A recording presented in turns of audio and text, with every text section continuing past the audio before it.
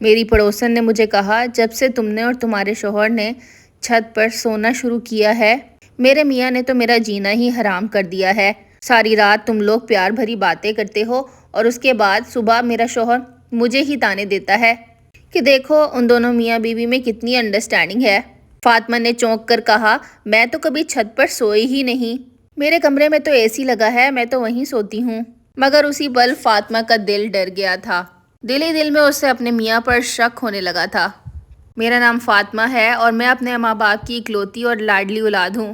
میرے چاچا چاچی کی بچپن سے ہی مجھ پر نظر تھی، وہ اپنے بیٹے کے لیے میرا رشتہ لینا چاہتے تھے۔ جب میں جوان ہوئی تو میں اپنے چچا کی بہو بنی۔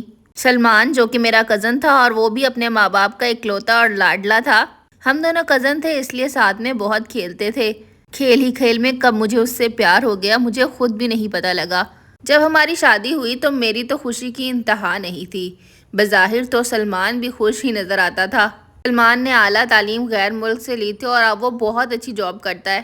میں خوش قسمت تھی کہ مجھے بنا بنایا گھر، ساس سسر اور بہت ہی اچھا شوہر ملا تھا جسے میں بہت ہی زیادہ پسند کرتی تھی۔ سلمان میرا بہت خیال رکھتے تھے۔ شادی کے بعد انہوں نے مجھے بہت خوش رکھا۔ اس کے بعد ہم ہنی مون پر بھی گئے۔ کچھ دن تو ہم نے بہت اچھے گزارے۔ اس کے بعد سلمان کا رویہ بدلنے لگا۔ مجھے نہیں معلوم کہ اسے کیا ہوا تھا۔ میں نے سلمان سے جاننے کی بہت کوشش کی لیکن اسے کچھ نہیں بتایا۔ پہلے تو وہ میرے ساتھ ہی رہتا تھا لیکن اب مجھ سے اکھڑا اکھڑا رہتا تھا۔ ہم 1 مہینے کے لیے ہنی مون پہ گئے تھے۔ پہلے 10 دن تو وہ بالکل ٹھیک تھا لیکن اس کے بعد مجھے نہیں پتا اسے کیا ہو گیا تھا۔ میں نے اس سے ہر ممکن پوچھنے کی کوشش کی لیکن اس نے کچھ نہ بتایا۔ ہم واپس گھر آ گئے لیکن سلمان کا رویہ ابھی بھی ویسا ہی تھا۔ کچھ دنوں بعد سلمان کی ایک کولیگ جو کہ لڑکی تھی وہ مجھ سے ملنے میرے گھر آئی۔ میرے شوہر کے دوستوں میں میرا تعارف ہو رہا تھا۔ میں یہ بات سن کر بہت خوش تھی۔ میں نے اس کے لیے بہت مزے کے کھانے بنائے اور اس کا خوب خیال رکھا۔ جاتے ہوئے وہ سلمان کو کہہ کے گئی کہ تمہاری بیوی بہت اچھی ہے۔ ساس سسر میرا بہت خیال رکھتے تھے۔ شادی کے اگلے ہی ماہ میں حاملہ ہو گئی۔ سلمان بھی یہ جان کر بہت خوش تھے۔ میری ساس میرا بہت خیال رکھنے لگی تھی۔ سلمان بھی آفس جاتے تو جلدی واپس آ جاتے اور وہ بھی میرا بہت خیال رکھتے تھے۔ کچھ دن تو ان کا رویہ مجھ سے ٹھیک رہا لیکن پھر ان کا رویہ بدلنے لگا۔ سلمان کی وہ دوست جو کہ آفس میں کام کرتی تھی وہ بھی ہر ہفتے ہمارے گھر چکر لگاتی تھی۔ اس نے مجھے کہا، مجھے تم سے بہت انسیت ہوتی ہے تو کیا ہم دوست بن سکتے ہیں؟ میں نے بھی فوراً حامی بھر لی کیونکہ وہ ایک اچھی لڑکی تھی۔ 9 مہینے بعد میں نے ایک بیٹے کو جنم دیا۔ اس دوران مجھے کچھ دن ہسپتال بھی رہنا پڑا۔ چاچا چاچی بہت خوش تھے۔ انہوں نے محلے بھر میں مٹھائیاں بانٹی اور مجھے ڈھیروں دعائیں دی۔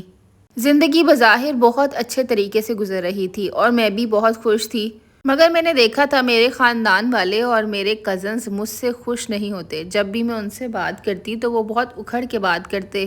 شاید انہیں لگتا تھا کہ خاندان کا بہت اچھا لڑکا ان کے ہاتھ سے نکل گیا ہے اور میں خوش نصیب تھی۔ بچے کی پیدائش کے بعد چاچا چاچی کو فوراً لاہور جانا پڑا۔ وہ میری وجہ سے نہیں جا رہے تھے لیکن میں نے انہیں تسلی دی کہ میں ٹھیک ہوں، آپ دونوں جا سکتے ہیں اور سلمان بھی تو ہے نا میرے ساتھ۔ وہ دونوں اس بات پر بہت خوش ہو گئے کہ ہماری بہو پیچھے سب کچھ سنبھال لے گی۔ سلمان کی وہ کولیگ جو اس کے ساتھ کام کرتی تھی اس نے جاب چھوڑ دی تھی۔ میرے پاس روتے ہوئے آئی اور مجھے کہتی، میرے ماں باپ نے میرا رشتہ طے کر دیا ہے اور وہ لڑکا مجھے ذرا پسند نہیں ہے۔ میں دل ہی دل میں سوچنے لگی تو یہ سب کچھ یہ مجھے کیوں بتا رہی ہے؟ اس نے مجھے کہا، میں تمہیں اپنی بہت اچھی دوست سمجھتی ہوں، کیا میں کچھ دن تمہارے گھر میں رہ سکتی ہوں؟ کیونکہ میں اپنے ماں باپ سے ناراض ہوں اور میں وہاں نہیں جانا چاہتی۔ پہلے تو میں دل ہی دل میں سوچنے لگی کہ میں کیسے اس کو اپنے گھر میں رکھ لوں، لیکن پھر میں نے حامی بھر لی کیونکہ میرے پاس ایک چھوٹا بچہ بھی تھا جس کو سنبھالنا بہت مشکل تھا۔ میں نے یہی سوچا کہ چلو یہ یہاں پر رہے گی تو تھوڑی مدد ہو جائے گی، اور ویسے بھی یہ سلمان کی کولیگ ہے تو سلمان کو بھی کوئی مسئلہ نہیں ہوگا۔ میں تو ویسے بھی سارا دن اکیلی ہوتی ہوں، اگر یہ میرے ساتھ ہوگی تو مجھے تھوڑی تسلی رہے گی۔ اس طرح میں نے اسے اپنے گھر میں رہنے کی اجازت دے دی۔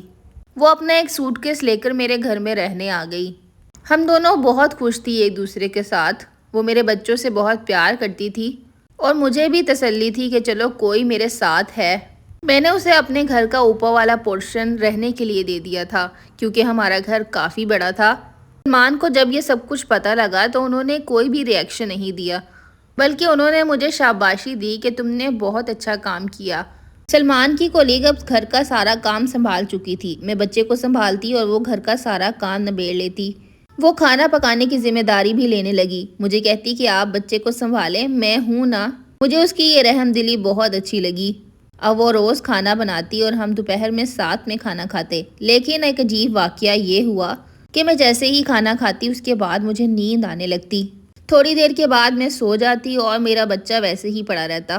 جب میں سو جاتی تو وہ بچے کو بھی وہاں سے اٹھا کر لے جاتی اور اپنے کمرے میں اس کو سلا دیتی۔ ایسا معلوم ہوتا تھا کہ میرا بچہ بھی سارا دن نشے میں ہی رہتا ہے۔ جب صبح میں اٹھتی تو تازہ دم ہونے کے بجائے میرا سر دکھ رہا ہوتا۔ مجھے کچھ سمجھ نہیں آ رہا تھا۔ میں نے سلمان سے مشورہ لیا کہ اس طرح سے میرے ساتھ ہو رہا ہے۔ انہوں نے کہا تم بچے کی وجہ سے بہت زیادہ سٹریس لے رہی ہو، شاید اسی وجہ سے تمہارے ساتھ یہ سب کچھ ہو رہا ہے۔ کوئی بات نہیں، تم درد کی دوا لے کر سو جایا کرو، میں اپنا بندوبست کر لوں گا۔ اس بات پر مجھے کچھ تسلی ہوئی، لیکن پھر بھی میرے دماغ میں یہی بات چل رہی تھی کہ میری ایسی حالت کیوں ہے۔ دن گزرتے گئے اور میں اسی طرح سے روز کھانے کے بعد سو جایا کرتی۔ اب میرا دماغ بھی سن رہنے لگا تھا۔ ایک دن میری پڑوسن میرے گھر آئی اور مجھے کہتی کہ بہن چھت پہ ذرا کم کہہ کے مارا کرو، میرا شوہر مجھے ہی تانے دیتا ہے کہ تمہاری پڑوسن اپنے شوہر سے کتنا پیار کرتی ہے۔ جب سے تم چھت پہ سونا شروع ہوئی ہو میری تو نیندیں ہی حرام ہو گئی ہیں۔ پڑوسن کی بات سن کر میں چونک گئی۔ میں نے کہا آخر یہ ماجرا کیا ہے، میں تو اوپر سوتی ہی نہیں۔